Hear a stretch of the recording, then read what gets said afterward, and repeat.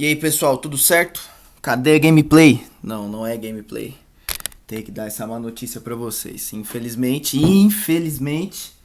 esse vídeo é sobre geografia. Não, tô de zoas. O que acontece? Tem um segundo ano meu que eu passei um trabalho com 5 perguntas sobre um documentário, que é esse documentário aqui, ó, Mundo Global Visto do Lado de Cá, baseado nas ideias do Milton Santos, né, sobre globalização. Globalização, inclusive, que tem um vídeo meu no canal, vou deixar o link aí. E vou deixar o link desse documentário também. Aí eu passei esse trabalho, só que esse mês vai ter 2 feriados na sexta-feira. E graças ao novo ensino médio, que a gente ama de paixão, esse novo ensino médio, né? Eles têm só uma aula de geografia por semana, que cai justamente na sexta-feira. E aí não ia dar tempo de eu corrigir tudo antes da prova. Então este vídeo é de eu corrigindo um trabalho sobre globalização. Então se você veio aqui para assistir uma gameplay de Darkstone, não vai ser aqui. Eu vou corrigir 5 perguntinhas que eu mesmo elaborei sobre o documentário. Sem mais delongas, vamos lá. A questão número 1 é a seguinte: qual foi o efeito da adoção das ideias neoliberais nos países da América Latina na década de 90? Bom, o que acontece? Essas ideias neoliberais, elas foram boladas ali em 1989, foram organizadas, né, no Consenso de Washington, que aconteceu nos Estados Unidos. Os Estados Unidos, com líderes do Banco Mundial, do Fundo Monetário Internacional, lançaram várias ideias que os países mais pobres deveriam seguir para se desenvolver. Aí eu achei uma chargezinha, olha que bonitinha essa charge, ó. FMI, Banco Mundial, o chapeuzinho do tio Sam, né, dos Estados Unidos, lançando, ó, para a América Latina, América do Sul, uma cartilha cheia de ideias, tipo assim, sigam isso daqui e vocês serão desenvolvidos, entendeu? Segue isso daqui que vai dar tudo certo. Os Estados Unidos estavam ganhando a Guerra Fria, a União Soviética estava se desfazendo, então eles estavam, tipo assim, pô, boladões, entendeu? E aí eles tiveram essa moral, né, para falar isso daí, ó, sigam essas ideias aqui que é nóis. Antes de falar o efeito das ideias, eu preciso falar sobre as ideias. E eu dei uma organizada nas ideias aqui. Ó, primeira ideia, abertura dos mercados. Os países mais pobres teriam que abrir os seus mercados para produtos e empresas estrangeiras. Nada de protecionismo, nada do Estado ficar colocando muito imposto naquilo que vem de fora, nada do Estado protegendo, controlando a economia. Não, abre os mercados. O Estado tem que tentar diminuir ao máximo seus gastos públicos. Quanto menos coisas públicas, melhor. Então, tudo que o Estado puder não fazer e lançar na mão das empresas, deixar para a área privada fazer, o Estado deixa para a área privada fazer. Por isso, defendia muito as privatizações. Então, tudo aquilo que é estatal, que é público, privatiza, vende, deixa na mão dos empresários. O Estado, portanto, vai ser um Estado mínimo. O Estado que vai fazer o mínimo que ele é obrigado a fazer. Tudo que ele puder deixar na mão da iniciativa privada, ele deixa na mão da iniciativa privada. Assim, o Estado vai ficar mais barato, ele vai gastar menos. E assim, ele vai cobrar menos impostos da população e das empresas, o que vai facilitar o crescimento econômico. O Estado, portanto, ele tem que ter menos controle sobre a economia. O Estado não pode controlar o que os empresários devem ou não devem produzir, não pode controlar o mínimo possível, assim, entendeu? Quanto menos burocracia estatal, melhor. Quanto menos impostos, melhor. Quanto menos regras para os empresários seguirem, melhor. Tem que deixar o mercado livre, ó, livre mercado, entendeu? Então o mercado se autorregula, larga tudo na mão dos empresários que vai dar certo. Isso traz também uma desregulamentação da economia. Regulamentar significa criar leis para a economia. Desregulamentar significa tirar essas leis. Então, quanto menos leis o Estado colocando sobre as atividades econômicas, regras, tributos, impostos, coisas que os empresários têm que pagar, melhor, mais a economia vai se desenvolver. Essas eram as ideias. Bom, o neoliberalismo, pessoal, é uma corrente de pensamento econômico político, entendeu? Tem muita gente que defende isso e tá tudo certo. A questão é, na América Latina, na década de 90, nesse contexto e do jeito que foi aplicado, não foi uma boa. Qual foi o efeito da adoção das ideias neoliberais nos países da América Latina nessa época? Foi horrível. Por quê? Porque aqui tinha uma sacanagem aqui no meio. Essa abertura dos mercados aqui, ó, ela é muito, muito favorável para os países ricos, para os países que têm tecnologia, para os países que têm grandes corporações, como os Estados Unidos. O país pobre abre o mercado, as empresas do país rico entram no país pobre, produzem, vendem, usam o trabalhador que é mais barato, usam os recursos do país pobre, se alimenta daquele mercado consumidor. A indústria nacional do país pobre não aguenta a concorrência, quebra, e assim as corporações do país rico dominam a economia do país pobre, sobretudo porque agora o Estado é mínimo, então o governo não vai ter muito controle sobre o que as empresas estão fazendo, entendeu? Como a gente vê no documentário, as empresas Na globalização, no capitalismo, elas não têm responsabilidade sobre o território e sobre suas populações desses territórios. Quem deveria ter essa responsabilidade, cuidar muito bem desse território, cuidar muito bem dessa população, é o Estado. Só que o Estado aqui ele está reduzido ao mínimo, então fica tudo na mão das empresas, o que é muito bom para as empresas, que são sobretudo multinacionais dos países ricos. Então quem se ferrou? Os países pobres. Um pouco de protecionismo às vezes é importante. A presença do Estado em determinados setores às vezes é importante. Nem todos os setores é da hora você privatizar, entendeu? Pô, a gente viu no documentário, quem viu, quem assistiu, quem vai assistir, que os caras tentaram privatizar até a água, velho. Empresas estrangeiras vendendo a água do país para a população do próprio país. Isso é muita sacanagem, entendeu? Resposta: quais foram as consequências? Crise no país pobre, o que gerou desemprego, quebra das indústrias nacionais, aumentou a desigualdade, a diferença entre ricos e pobres. Essas multinacionais que vieram de fora exploravam a mão de obra demasiadamente dos trabalhadores, exploravam os recursos do país mais pobre. O país mais pobre passou a depender do capital estrangeiro, porque as suas indústrias nacionais quebraram, da tecnologia estrangeira, porque ele acabava tendo seu mercado dominado por essas tecnologias que vinham de fora e tinha dificuldade de desenvolver a sua própria tecnologia. Essas privatizações geraram muitas disputas, greves, conflitos, e isso fica bem claro no documentário. Eu não vou mostrar trechos aqui, porque eu fico meio assim de mostrar. Dá vontade de mostrar, mas vai que rola um negócio de direitos autorais, assim, eu não sei. Então você vai lá, assiste o documentário que você vai ver. A galera na rua fazendo greve, a galera pistola, várias guerras, revoluções, assim. Porra, guerra não, guerra é meio forte, mas assim, conflito mesmo, entendeu? A galera na rua fazendo protesto. Pô, o negócio lá da privatização da água, velho. Ô, muito tenso. A galera na Argentina na rua, pistolando com a crise que tava na época. Tudo isso daí a partir da adoção das ideias neoliberais de um jeito exagerado, num contexto que não era muito lucrativo para o país pobre. E aí a diminuição do poder do Estado foi uma consequência também, o que facilitou o domínio da economia do país pobre pelas empresas do país rico. Essa é a primeira questão, certo? Respondida. Vamos à segunda questão. Deixa eu só ver se eu separei alguma coisa aqui que eu esqueci. Aí ó, neoliberalismo, menos Estado, mais mercado. Larga tudo na mão do mercado que vai dar certo. Coisa linda, não deu. Questão 2. Quais são as relações entre globalização e exploração do trabalho? Cara, o negócio é o seguinte, sempre houve exploração do trabalho. O trabalhador sempre foi explorado. Desde o início do capitalismo, o trabalhador é explorado. No feudalismo, o trabalhador era explorado. Desde que um homem domina o outro homem, o trabalho é explorado. Isso acontece. A questão é que a globalização, ela permitiu essa exploração do trabalhador a nível global, meu irmão. Então, o que aconteceu? A globalização permitiu que empresas dos países mais ricos fossem produzir nos países mais pobres, as famosas multinacionais. E aí essas multinacionais exploravam a mão de obra do trabalhador pobre, do país pobre, que era muito mais barato.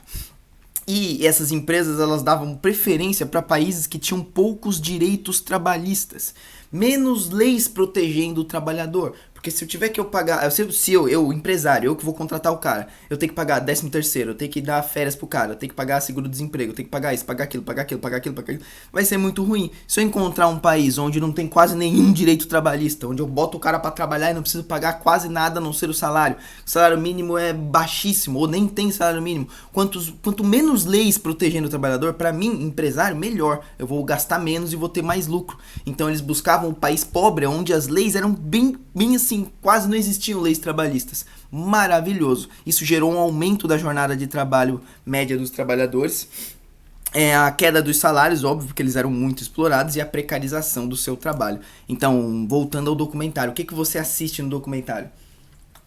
Pô, mostra o exemplo lá dos trabalhadores que trabalhavam numa multinacional lá em um país pobre, produzindo um paletó, ganhando por hora, tá ligado? Ganhando centavos, pouquinho assim por hora.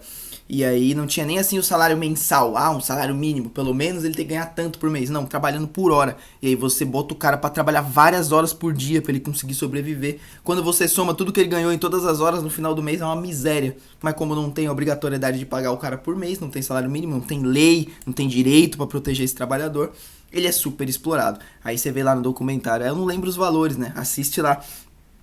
O paletó lá, o cara ganhava não sei quantos centavos pra produzir o paletó e depois ele era vendido nos Estados Unidos por mais de $100, entendeu? E o lucro vai tudo pro bolso do empresário, né? Tudo pro bolso da multinacional. Nada para o trabalhador. E claro, tem a ver com a primeira questão. Por que eles incentivavam a desregulamentação da economia? O que é tirar as regulamentações? Lembra, tirar as leis. Aqui também entra os direitos dos trabalhadores. Quanto menos direitos os trabalhadores tiverem, melhor para as empresas, entendeu? Então tira os direitos dos caras, a gente gasta menos e lucra mais. Então o país pobre que segue essas ideias aqui, ele vai permitir a entrada nas nossas multinacionais que vão explorar o trabalhador demasiadamente naquele país pobre. Coisa linda, sejam bem-vindos à globalização.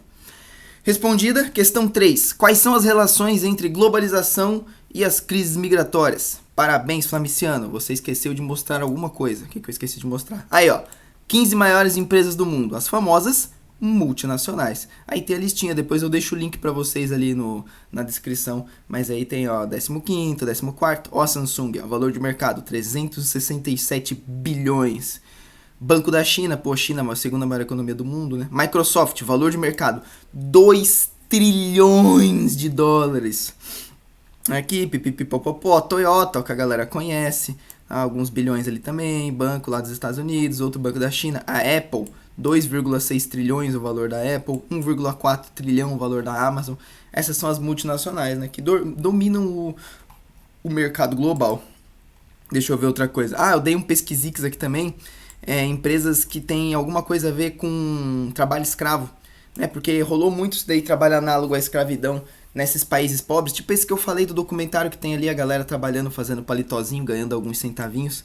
Aí, assim, eu também deixo ali pra vocês as 5 empresas envolvidas com trabalho escravo. Uma das que ficou mais famosas foi a Nike. Foi em 1996, ó, teve uma foto divulgada de uma criança de 12 anos costurando uma bola da Nike, entendeu? E aí a Nike ficou tipo nos holofotes, assim, nossa, Nike usa trabalho escravo. É essa foto aqui, ó. Ali, o gurizãozinho costurando bolinha da Nike. Provavelmente pra ganhar uma miséria. 1996. E a Nike ficou muito ligada. Tipo, eu coloquei aqui, ó. Nike trabalho escravo 1996. E aí tem várias imagenzinhas, ó. A galera, olha que complicado isso aqui, ó. As crianças da Indonésia sem sapato porque são pobres, produzindo tênis pros outros e ganhando miséria. Entendeu? Ou Just Do It, que é o tema lá, o lema deles. Esqueci a palavra que usa. Né? Mas ali, tipo, só trabalhe. Com a bandeirinha da China ali ainda, né? Fazendo referência à China. Ó. Slavery, escravidão, just do it, apenas faça. Olha que coisa bacana. Criancinha trabalhandinho. Teve mesmo? Teve mesmo, né? A denúncia não foi à toa. E você encontra várias paradas disso daí, de trabalho infantil, trabalho análogo à escravidão, nessas grandes marcas multinacionais que produzem coisas e vendem pelo mundo inteiro, entendeu? Então tá aí, isso aqui é a exploração do trabalho, né?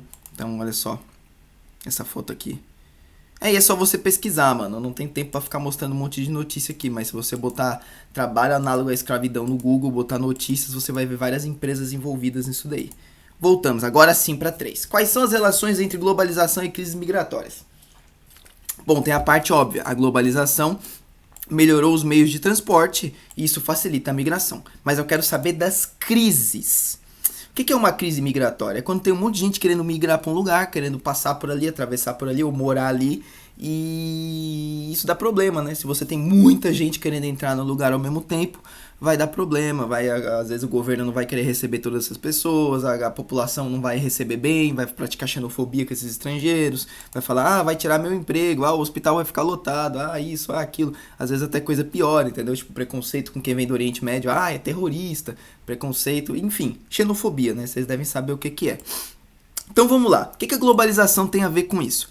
A globalização, como a gente está vendo, ela aumenta a desigualdade entre os países. A globalização, ela cria espaços de pobreza, enquanto cria outros espaços que concentram riquezas. Então vamos lá, a Europa é um espaço que concentra riqueza. A Europa colonizou a América, a África, a Ásia, a Oceania, saqueou riquezas de praticamente todos os outros continentes. Por isso que tem tanto país rico na Europa, não é à toa, eles passaram séculos explorando outros continentes e outras populações. Então o país europeu ficou ricão, explorando os outros, enquanto o país que foi explorado, que foi colonizado, tipo o Brasil, ficou um país com espaços de pobreza. entendeu? Então a globalização, ela criou e aumentou essa desigualdade entre os territórios, concentrou riqueza em alguns, enquanto tirou de outros. E essa desigualdade, ela aumenta a tendência ao fluxo migratório, porque se você nasce e mora num país pobre, que foi colonizado, que foi explorado, qualidade de vida é ruim, e você tem a possibilidade de se mudar para um território que tem mais riqueza, então se você mora no Brasil, mas você tem a oportunidade de se mudar para a Europa, você vai tentar.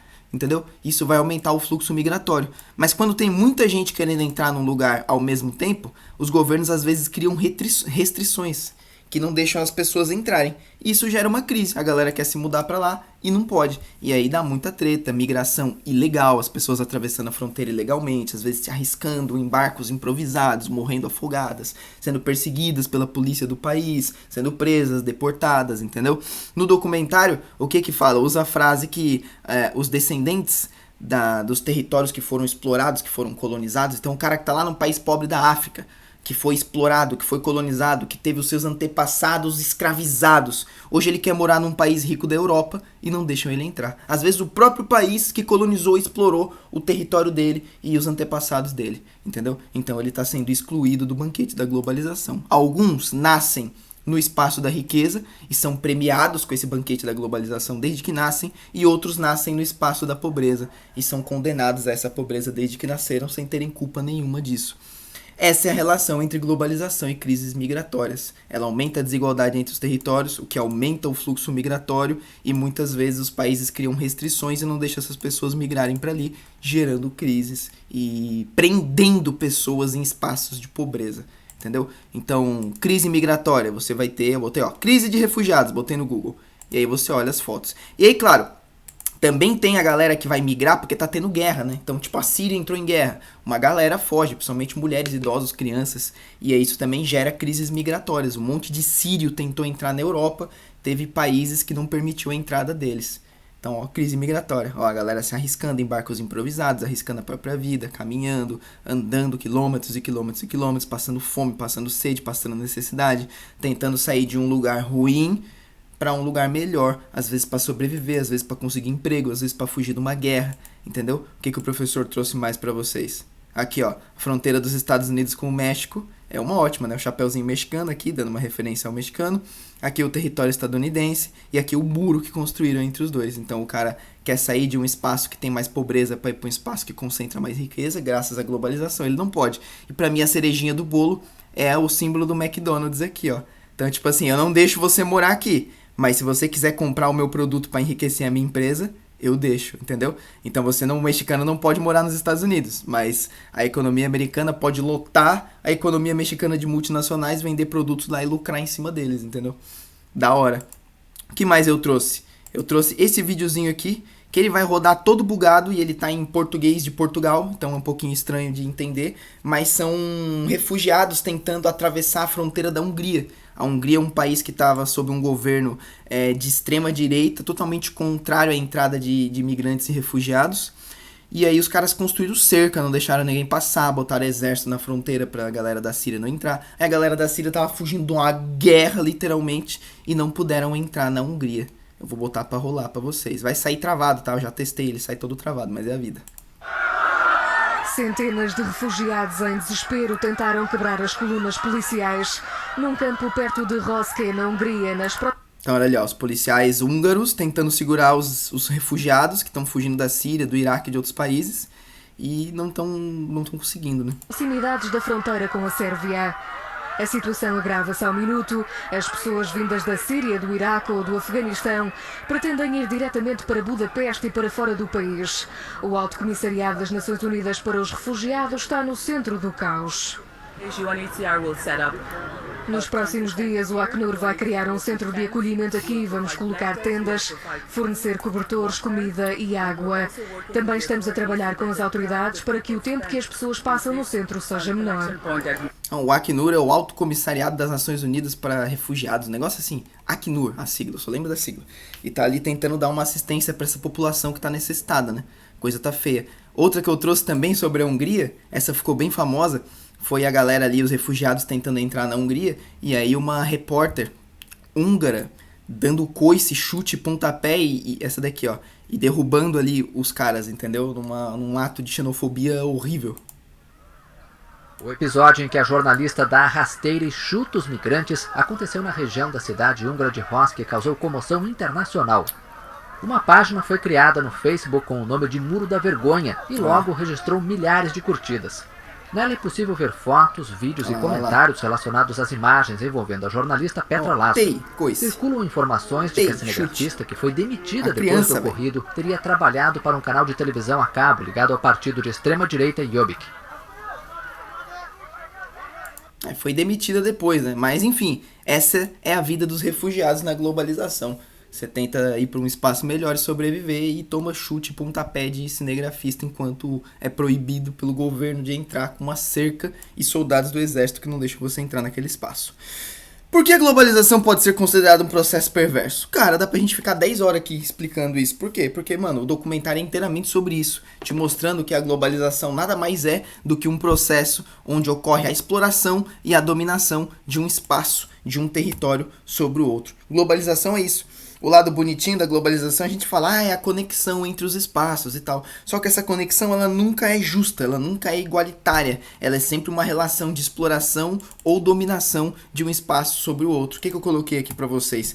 Que essa dominação entre espaços, ela sempre ocorreu, né? A humanidade nunca foi humana. Sempre foi um povo tentando dominar o outro, sempre foi guerra, disputa por território, disputa por recurso. Só que a globalização tornou isso global. Antes tudo acontecia localmente ou naquele continente, entendeu? E agora a globalização, agora não, né? Já há séculos a globalização permitiu que um país de um continente explore, domine, escravize a população, roube os recursos de um território que está lá no outro continente, do outro lado do oceano, como aconteceu entre a gente e Portugal, certo? Então a globalização, ela é um processo perverso porque ela aumentou a desigualdade entre territórios, países e populações, gerou crises de fome, o documentário fala sobre a fome, a gente tem alimento suficiente para a população do mundo inteiro e ainda tem milhares de pessoas passando fome, milhões de pessoas passando fome, na verdade.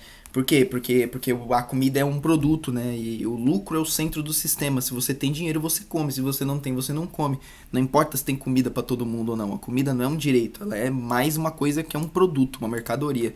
Crises migratórias, a gente acabou de ver ali. Isso também é uma perversidade da globalização. Um território explora o outro. E quando o cidadão do território explorado quer morar naquele território melhor, ele não é permitido. Exploração da mão de obra, principalmente dos países mais pobres, dos recursos, principalmente dos países mais pobres.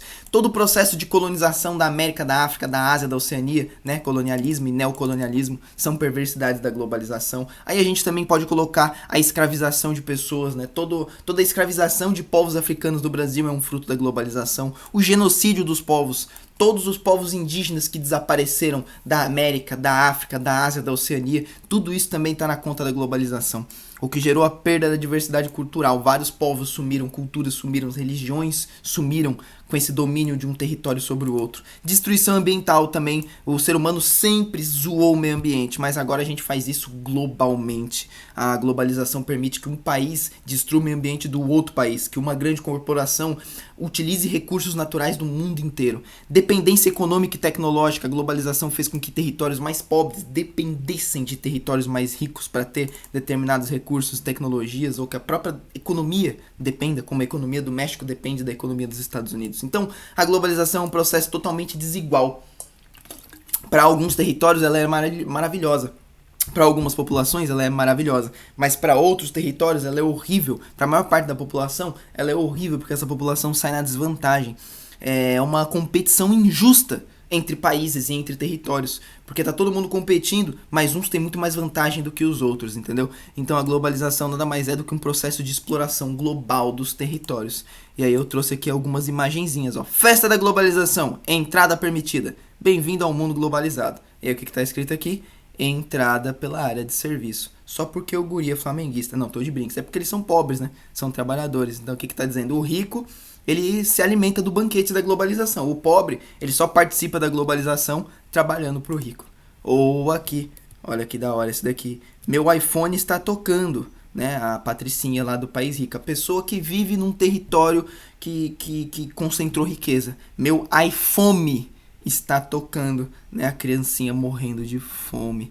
E é muito triste a gente imaginar que existem milhões de pessoas no mundo hoje morrendo de subnutrição. E isso a gente também coloca na conta da globalização. Então, é isso. Aí vem a última questão, finalmente. A última questão do meu trabalho era a seguinte: como seria a outra globalização proposta pelo Milton Santos? Mais pro final do documentário, ele fala dessa outra globalização, que ele literalmente escreveu um livro por uma outra globalização, do pensamento único à consciência universal. Milton Santos. Porque o Milton Santos ele diz pra gente o seguinte: nós já temos as condições de construir algo melhor, já temos a tecnologia, já temos o conhecimento, a gente sabe como fazer. Por que a gente não faz? Porque hoje o lucro está no centro do sistema e não as pessoas.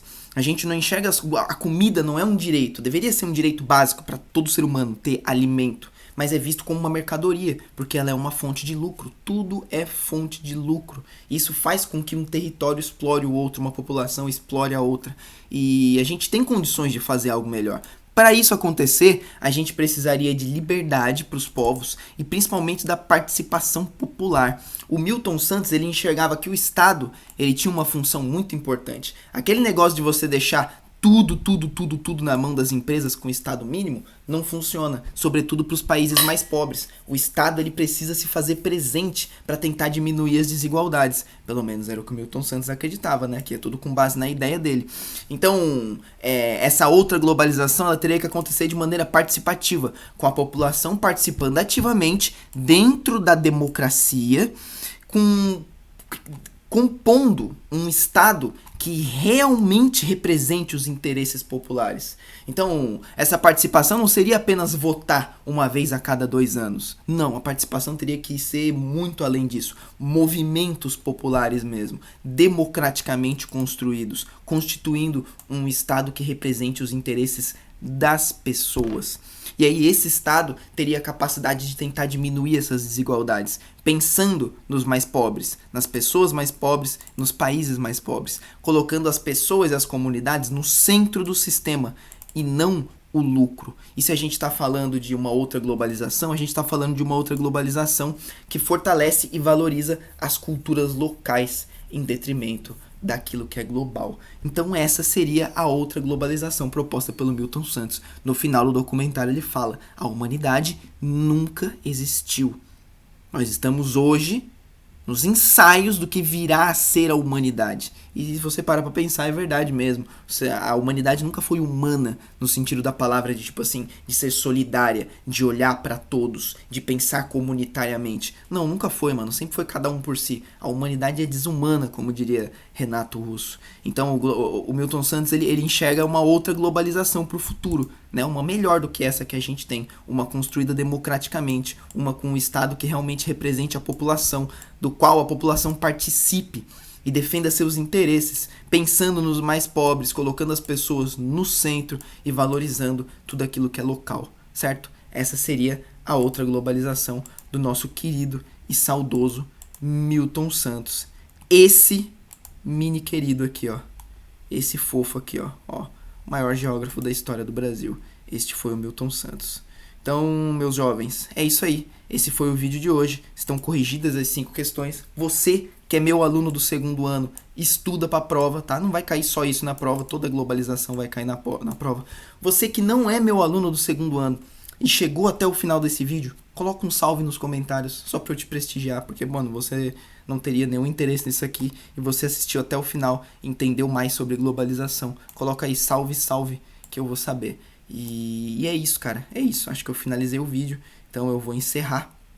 Porque senão, o vídeo já deve estar longo pra caramba. Um abraço pra todo mundo. Se inscreve no canal. Deixa o seu like. É o melhor canal do YouTube, cara. Se inscreve, deixa o likezinho, ativa o sininho pra minha próxima gameplay de Darkstone. Fica ligado. É nóis. Um abraço a todos.